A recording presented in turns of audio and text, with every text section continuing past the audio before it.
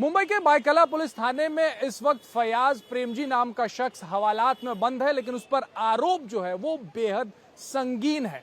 Mumbai police को शक है कि वो 30,000 लोगों के कत्ल करने का प्लान बनाकर मुंबई में आया था, लेकिन पुलिस ने समय रहते उसे धर दबोचा। मुहर्रम के जुलूस के दौरान वो लोगों को कैप्सूल बांट रहा था और उस कैप्सूल के अंदर जिंक फॉस्फाइड था। जिंक फॉस्फाइड वो केमिकल जो चूहे मारने के लिए इस्तेमाल किया जाता है, यानी कि चूहे मारने की जो दवाई होती है उसमें जिंक फॉस्फाइड का इस्तेमाल होता है।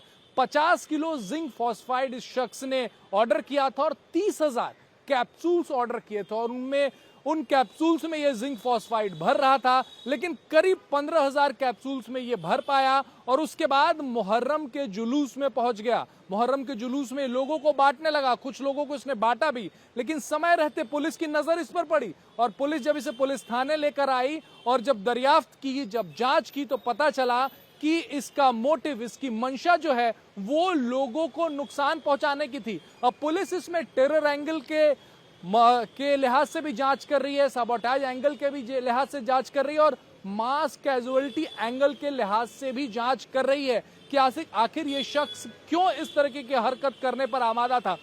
बैकग्राउंड जो इस शख्स का निकलकर सामने आया उसमें बताया जा रहा है कि पुणे का रहने वाला है, ये 40 साल इसकी उम्र है, पेंट का कारोबार करता है और 2025 में ये ईरान और इराक भी गया था, यानी कि विदेश में भी प्रवास किया था इसने और उसके बाद यहाँ आया है और इस तरह की हरकत ये कर रहा था। पिछले 15 दिनों से ये मुंबई में था। मुंबई के डोंगरी इलाके में एक लॉज में ये रह रहा था और वहीं पर इसने जिंक फॉस्फाइड भी मंगाया और वहीं पर इसने कैप्सूल भी मंगाया और ये पूरी कारस्तानी ये करने की कोशिश जो है ये वहीं कर रहा था।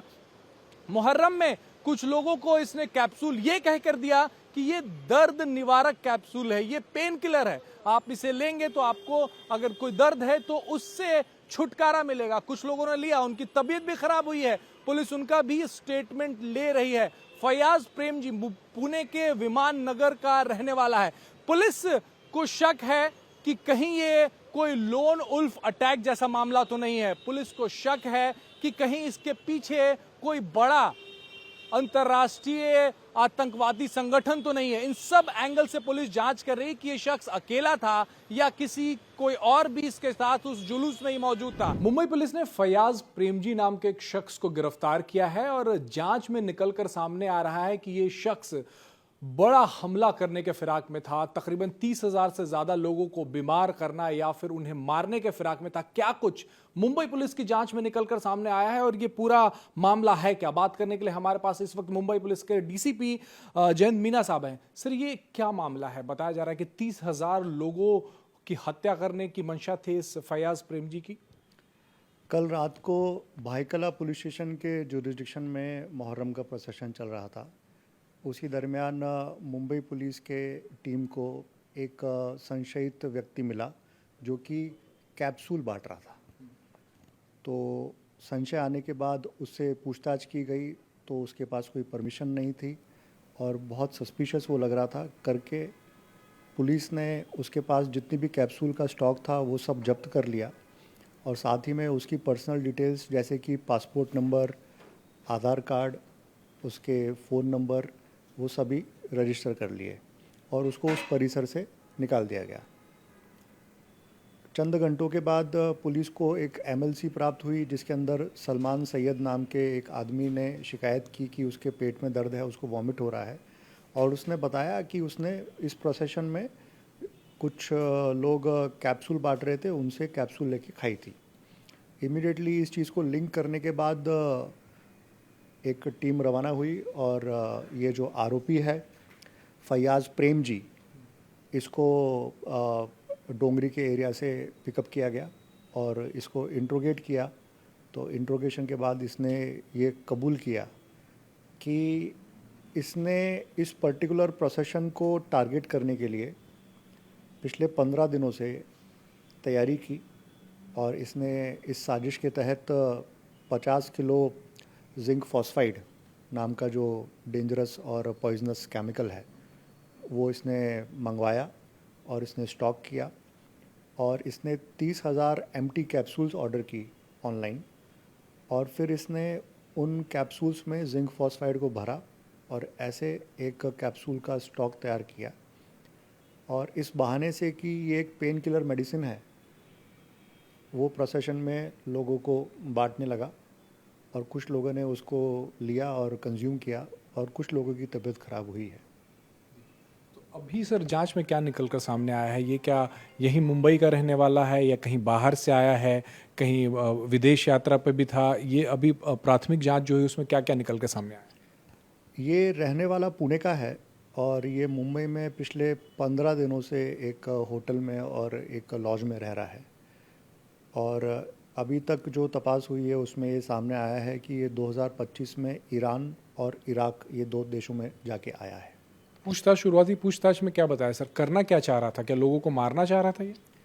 जी, ये बात तो तय है कि ये बहुत बड़े पैमाने पे एक प्रोसेशन में आए हुए लोगों को टारगेट करके, हज़ारों लोगों को इसने टारगेट करने की कोशिश की है, उनको क्षति पहुंचाने की कोशिश की है using a dangerous poisonous chemical.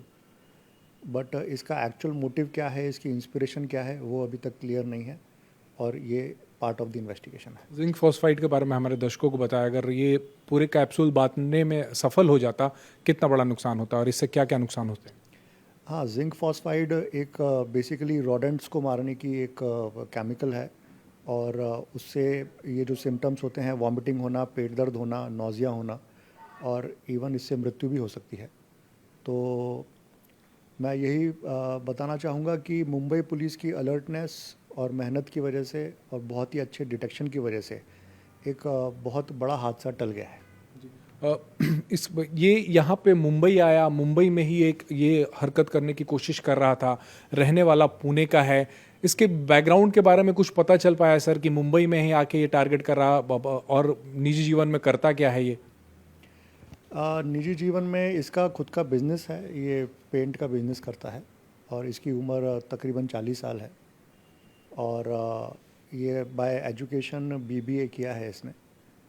और जहाँ तक इसके मोटिवेशन और इंस्पिरेशन और ओवरऑल कॉन्स्पिरेसी की बात है, that is part of the investigation. Sir, इतने सारे कैप्सूल ऑर्डर करना, इतने सारे इतनी मात्रा में जिंक फॉस्फाइड ऑर्डर करना किसी एक होटल के पते पर, इसकी भी जांच होगी क्या? मतलब क्या ये कानूनी तौर से वैध है कि आप किसी भी होटल या लॉज में इतने सारे कैप्सूल आप सप्लाई कर देते हैं या जिंक फॉस्फाइड सप्लाई कर देते हैं? यस, इन सभी पहलुओं पे इन्वेस्टिगेशन होगी और इसकी गहराई तक जाया जाएगा। क्या इसमें कोई टेरर एंगल मुंबई पुलिस को नजर आ रहा है? कोई एक तरीके से आतंक फैलाने की कोई कोशिश है, लोन वुल्फ अटैक जैसी कोई कोशिश है मुंबई पुलिस की जांच में? ऐसा कुछ निकल कर सामने आया? जी, सारे के सारे angle, sabotage angle, terror angle, ये सभी एंगल से हम इन्वेस्टिगेशन कर रहे हैं। Thank you sir.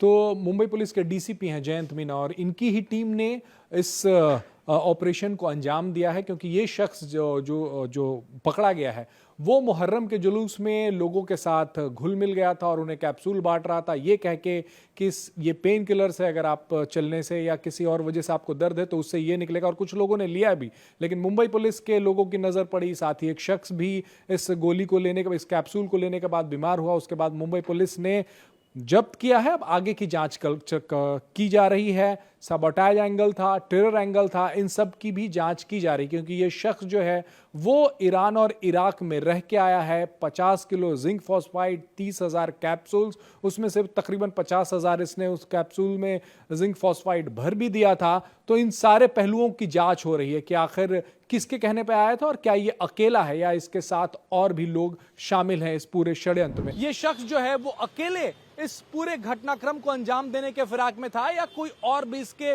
साथ भी है? पुलिस इन सब एंगल से जांच कर रही है। महाराष्ट्र ATS को भी इस बात की जानकारी दी गई है। महाराष्ट्र ATS भी प्राथमिक तौर पर इस मामले की जांच कर रही है कि आखिर ये शख्स करना क्या चाहता था। 30,000 कैप्सूल और उनमें zinc phosphide. Camera Milind Salve के साथ राजेश कुमार, इंडिया TV, मुंबई।